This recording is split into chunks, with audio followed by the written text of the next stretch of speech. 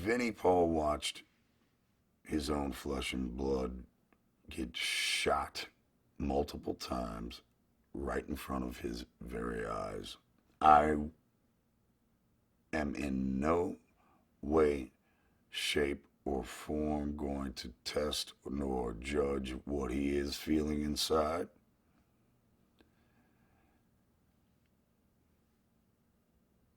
But I lost a brother too. But does the fact that I lost a brother too mean that he needs to act any other way than he's acting? I'm not sure.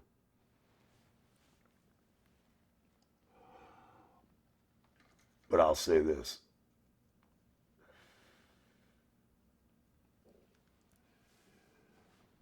I've said in numerous interviews that I think it would be so healthy for me, for Vince, and Rex to sit down and not have this gigantic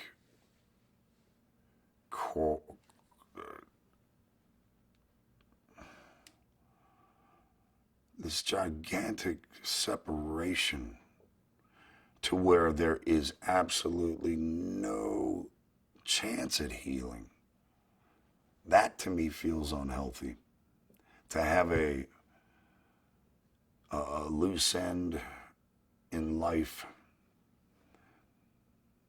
that feels wrong in my heart.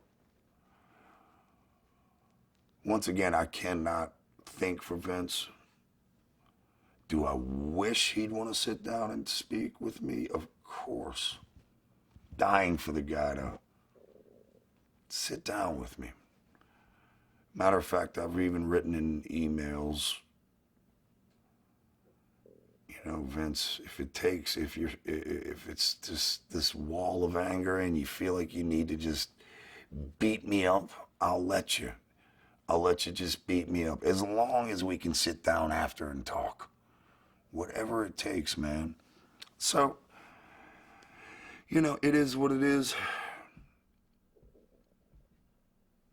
And I think, just to wrap it up, really, my door is always open. That's all I can say. Vinnie Paul wants to call this house, wants to get in touch with me, wants to talk about anything. If he wants to scream at me, whatever, he knows where to find me. And I wish it could happen. I really do. I really, really do. So anyone else out there that wishes Pantera would reunite or whatnot, you know, better get in line.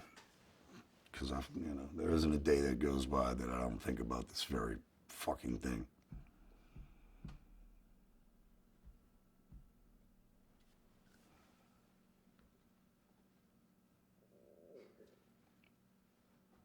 Okay, great. Vulgar display of power. Somebody's crunching, yeah. But vulgar display of power, I mean, does it seem like 20 years? Sometimes, and then sometimes no. You know how it is. You look back at stuff, it's like time flies.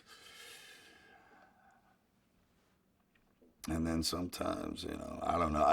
I get both ways. You know, yes, it seems long, and then sometimes, like I just said, it's like fucking just like it was yesterday, you know.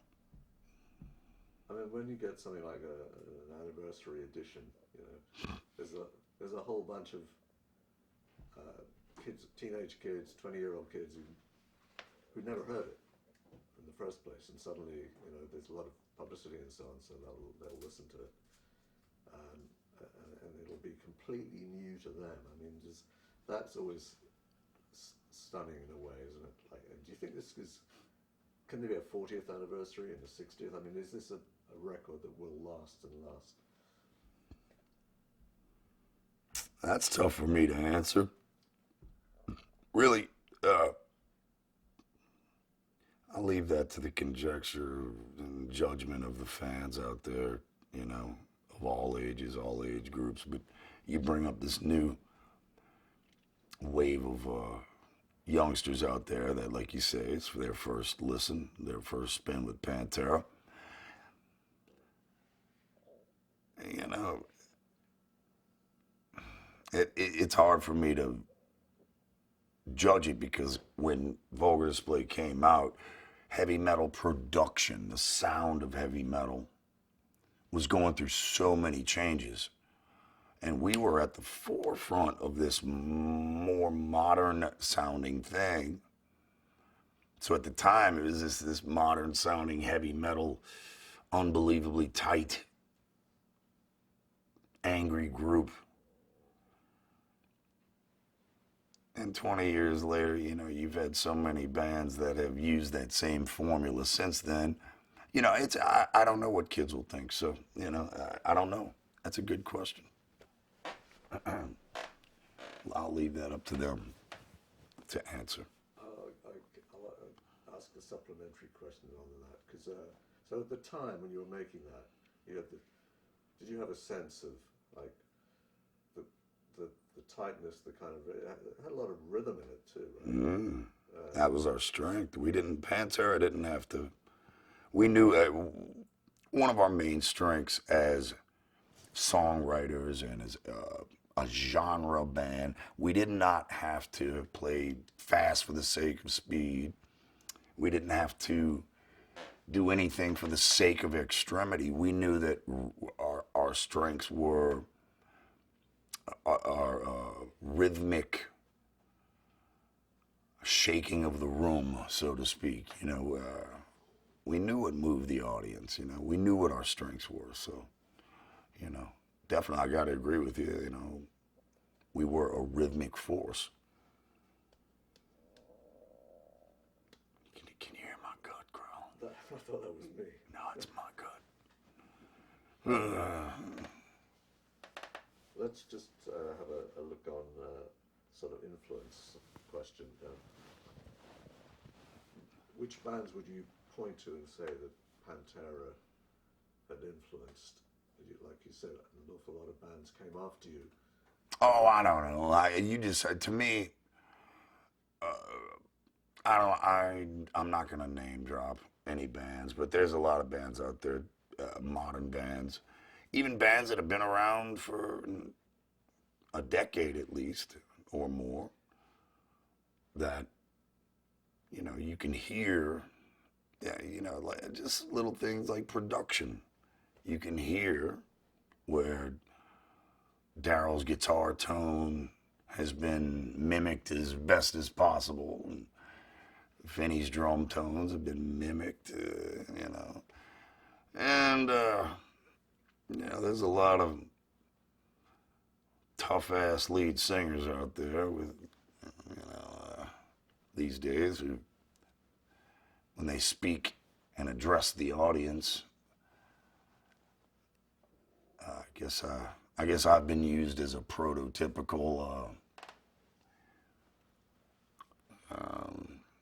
what's cool to say to the audience type guy, whatever you call it. So I've seen it all. So good. Keep on chugging away, youngsters. I did the same thing, man. You know, music is one just gigantic influence. You know, from decade to decade to decade, to genre to genre to genre. Everybody has their own damn influences, and, you know, such is music.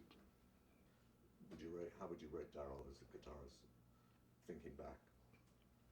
I still think to this day, you know, when you're on the inside with a guy like Dimebag Darrell, I'll even go as far to say he's underrated.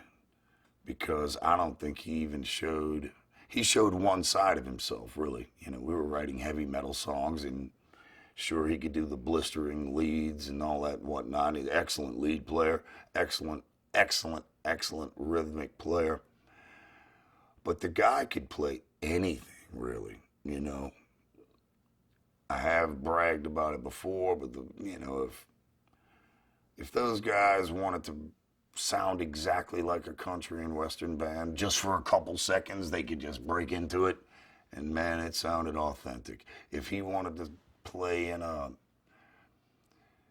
I don't know, he could do anything, man. He could do anything. And if he wasn't sure of the genre that he was going for, but he had an idea, his take on it would be interesting. It's like, whoa. And he was a master of a 4-track, and he was a songster. He loved singing. He loved to sing. Much to everybody else's chagrin sometimes, but it was funny, man. But he loved singing too. So he was a great guitar player, and so much more than just a heavy metal guitar player, especially if you grew up with him right there on the inside. He just, jack of all trades, man, as a musician, just unbelievable. Do you miss him? Every day. Every day of my life. Several moments a day. I'm surrounded by musicians.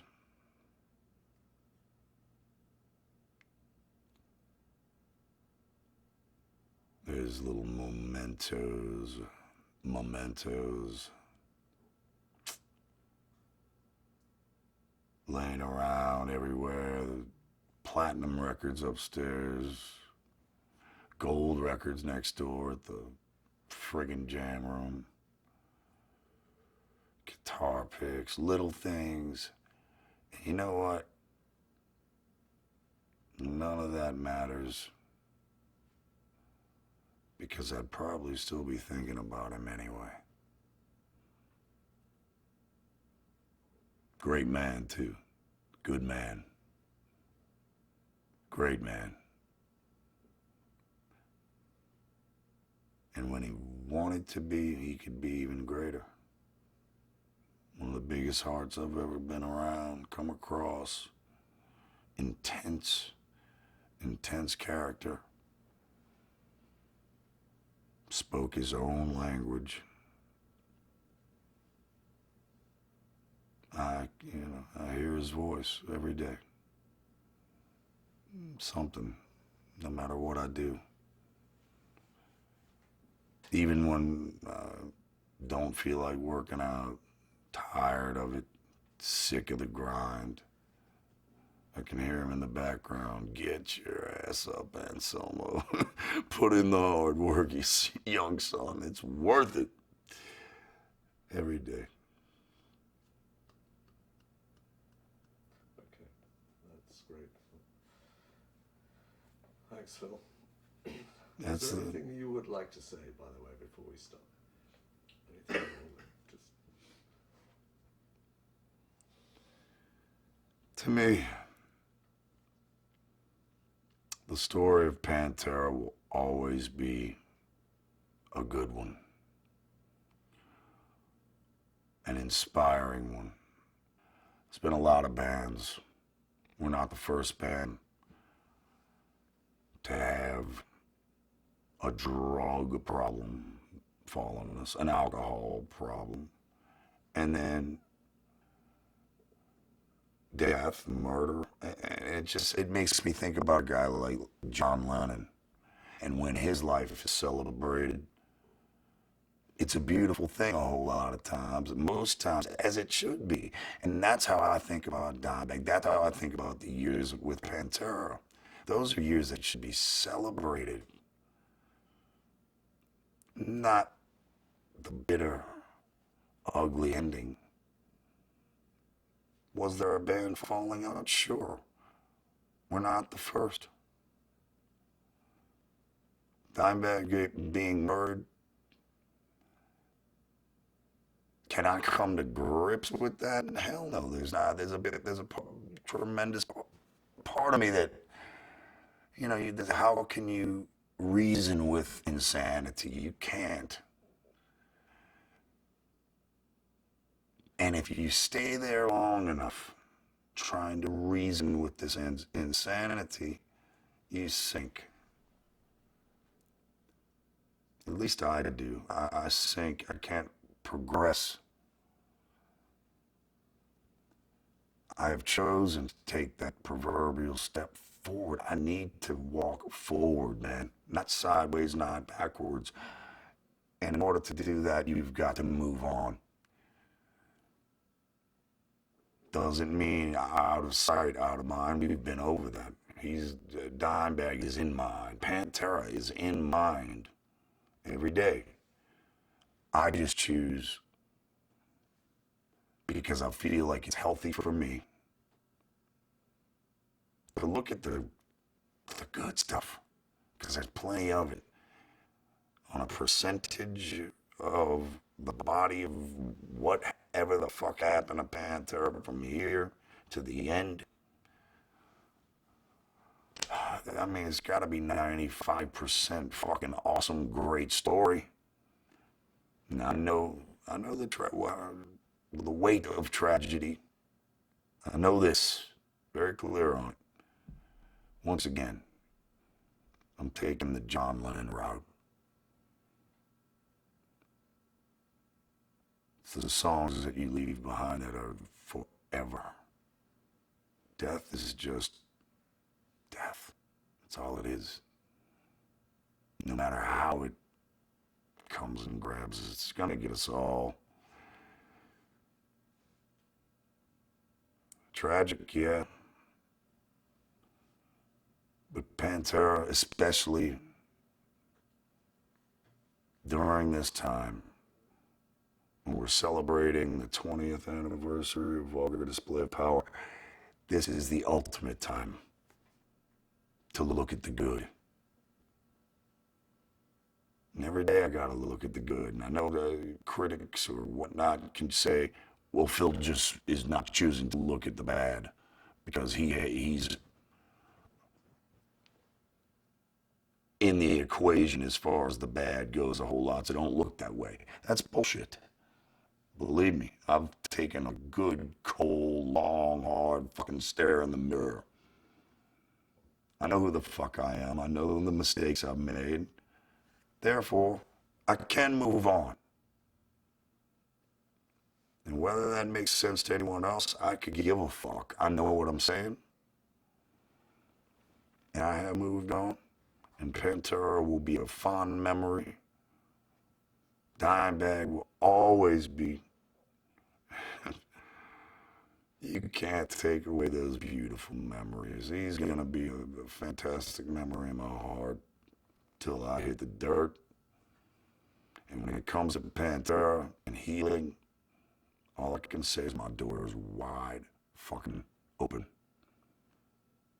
We could probably end right there.